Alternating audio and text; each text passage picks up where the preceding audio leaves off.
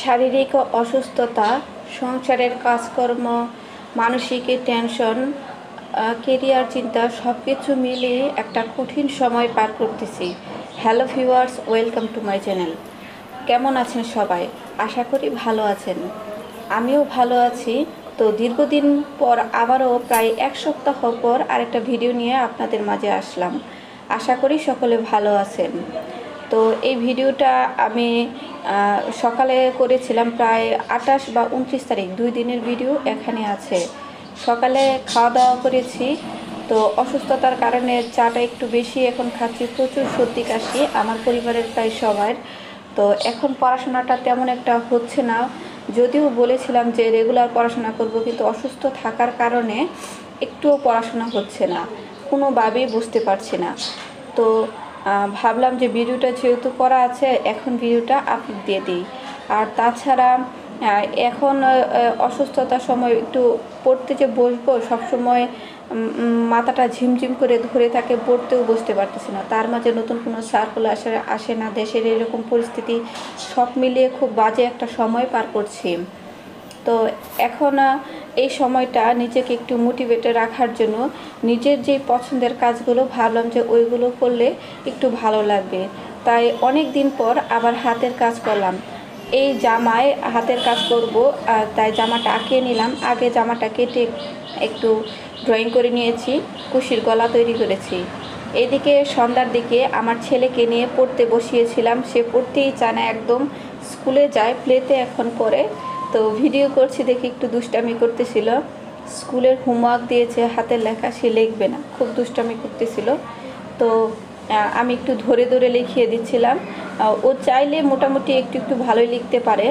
তো আমিও ওকে একটু একটু করে ধরে সন্ধ্যাবেলা প্রতিদিন একটু করে নিয়ে চেষ্টা করি পড়তে বসানোর জন্য। তো নিয়ে বসালাম যে দেখি একটু পড়ে কিনা।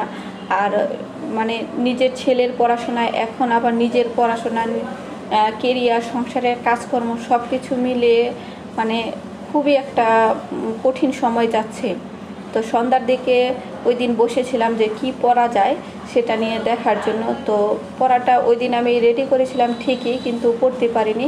এরপর থেকে ঠান্ডা, সর্দি, কাশিতে দীর্ঘদিন ভুগতেছিলাম। মাথা ব্যথা, আমার মাইগ্রেনের প্রবলেম আছে, যেই কারণে আমার একটু সর্দি লাগলে প্রচুর মাথা ব্যথা, মানে এত পরিমাণে ব্যথা হয় যে আমি ব্যথার ওষুধ বা নাপা ট্যাবলেট না খেলে ভালো হয় না। তো আগে নিয়মিত নাপা খেলে সেরে যেত, কিন্তু এখন আর ওইটা সারতে চায় না।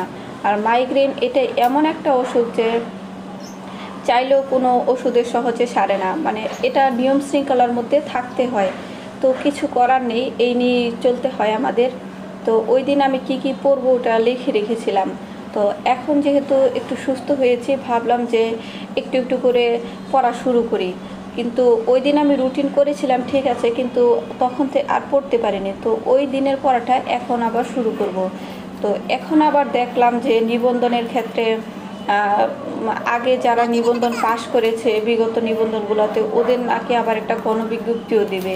এটা নিয়েও আবার টেনশনে আছে যে ওদের যদি গণবিজ্ঞপ্তি দেয়, তাহলে আমরা যারা 18 বা 19 নিবন্ধন প্রত্যাশী আছি তাদের কি হবে, এটা নিয়েও একটা সমস্যা। কারণ আমি 18তম নিবন্ধন দিয়েছি। নিবন্ধনে আমি শুধু স্কুলের পরীক্ষাটা দিয়েছি লিখিত, কলেজের পরীক্ষাটা দেইনি। কলেজ আমি যদিও প্রিলিমিনারি পাস করেছি, কিন্তু লিখিত আর দেইনি। ওই দিন প্রচুর বৃষ্টি ছিল, আর টানা 2 দিন আমার ঢাকা যাওয়াটা খুব কঠিন ছিল, তাই আমি আর ঢাকা যাইতে পারিনি।